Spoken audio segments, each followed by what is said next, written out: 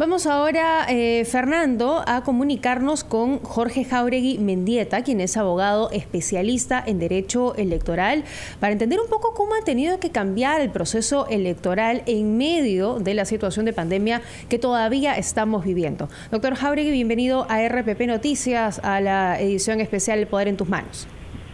Tatiana, Fernando, muy buenos días. Buenos días, señor Jáuregui. Sus órdenes y encantado, sus órdenes. Bueno, en líneas generales, ¿cómo ha cambiado este proceso, como lo manteníamos hasta las elecciones pasadas y debido al contexto de pandemia en el que nos encontramos?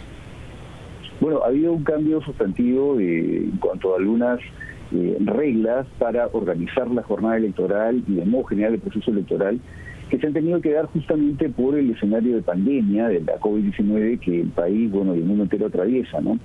En ese sentido se aprobó una ley que ha modificado y ha incorporado algunas disposiciones transitorias, tanto a la ley de organizaciones políticas como a la ley de partidos políticos. Esta es la ley 31.038. Por ejemplo, que estableció una pauta importante. La jornada electoral se extiende a un periodo de 12 horas, ¿no?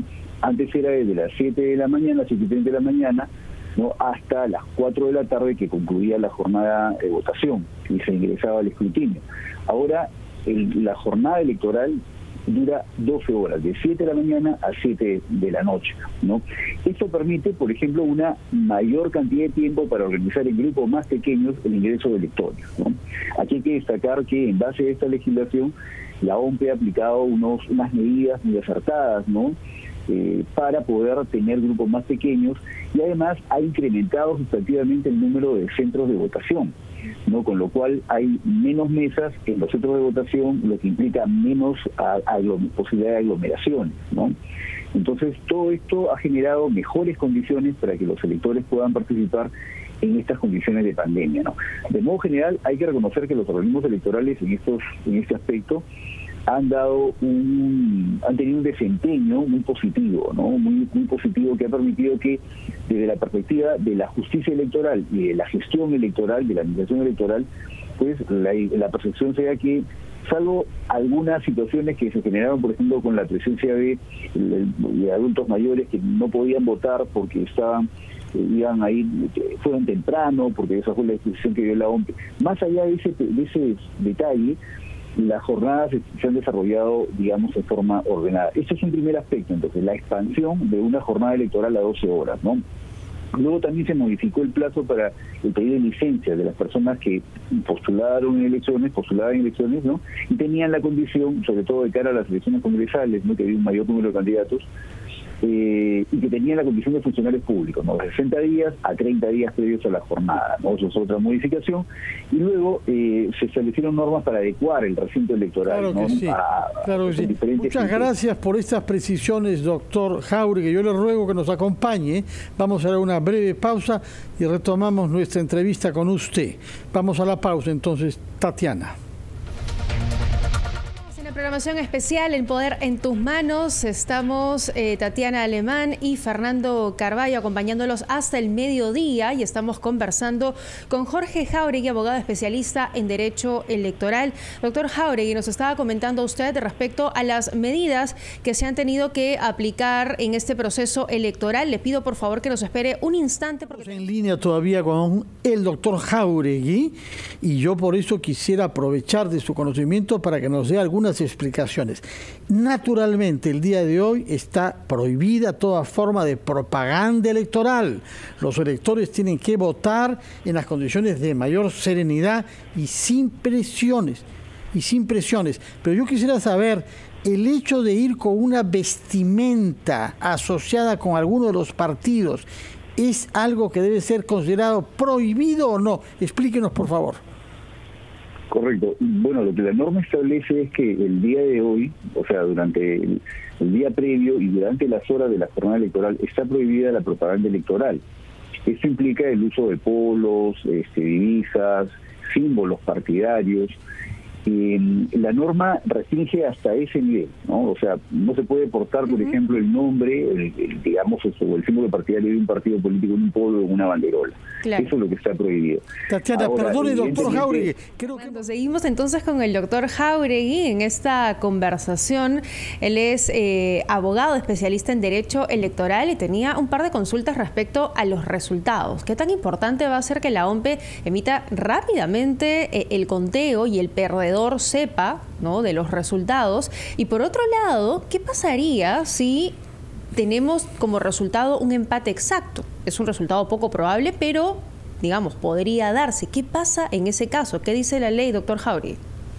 Correcto. Bueno, en principio hay que decir que el sistema de procesamiento de actas que prevé la Ley Orgánica de Elecciones es un procedimiento tal vez un poco, digamos, complicado, pesado, porque se requiere elaborar muchas actas y normalmente esto se hace manualmente, es decir, un acta para la ODP, que es la Oficina Descentralizada de Procesos Electorales, que elabore el cómputo de resultados, otra para el Jurado Electoral Especial, otra para el Jurado Nacional de Elecciones, otras para la Oficina Nacional de Procesos Electorales y otras para los personeros que estén presentes. De tal manera que hay muchas actas que tienen la misma información, lo que es una garantía de seguridad.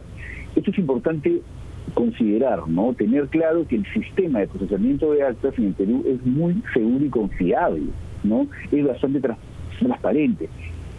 Y esto hay que enfatizar porque también es cierto que, aun cuando los organismos electorales han tenido un desempeño, digamos, apegado plenamente al orden constitucional y legal, sí es cierto que ha habido una suerte de esfuerzo por desinformar de algunos sectores irresponsables a través de noticias falsas, ¿no?, que han generado hasta un nivel de zozobra, ¿no? Y eso, creo yo, es innecesario, inconveniente, y además no está justificado porque no hay ningún argumento para dudar de la transparencia del sistema de procesamiento de actas y además del carácter técnico, objetivo que particularmente tiene la OMPE para esa función. Quería preguntarle algo, doctor Jáuregui, antes que el tiempo nos venza.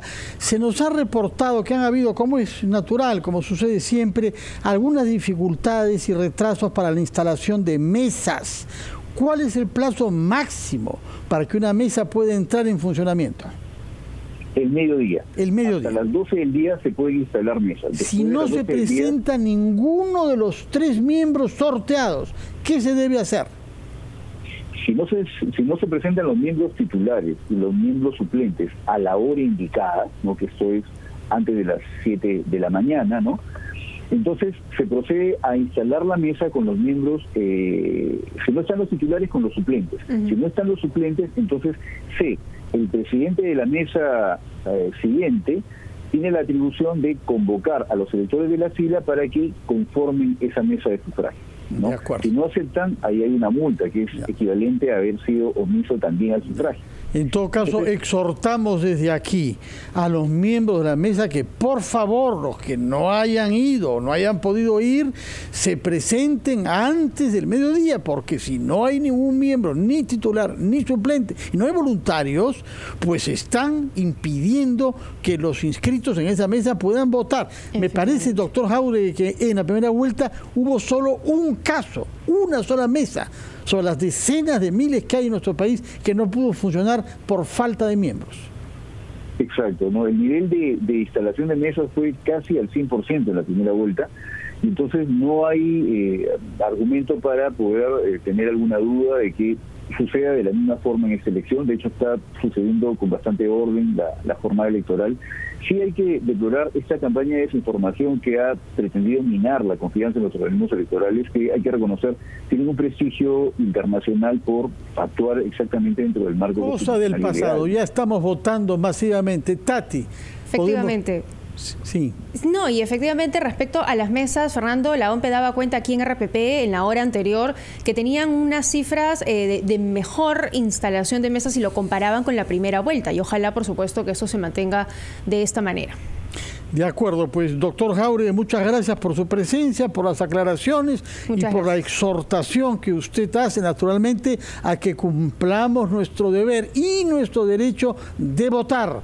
más se vota, más queda consolidada nuestra democracia, es decir, un régimen para vivir en libertad y con respeto a nuestros derechos. Y tal como parece, según nos dice y nos confirma también Tatiana, hay una mayor participación a esta hora que la que hubo el 11 de abril pasado, como es natural, en una segunda vuelta. Vamos a una pausa, Tati. Efectivamente, vamos a una pausa y volvemos con más. Esto es El Poder en tus Manos por RPP, La Voz del Perú.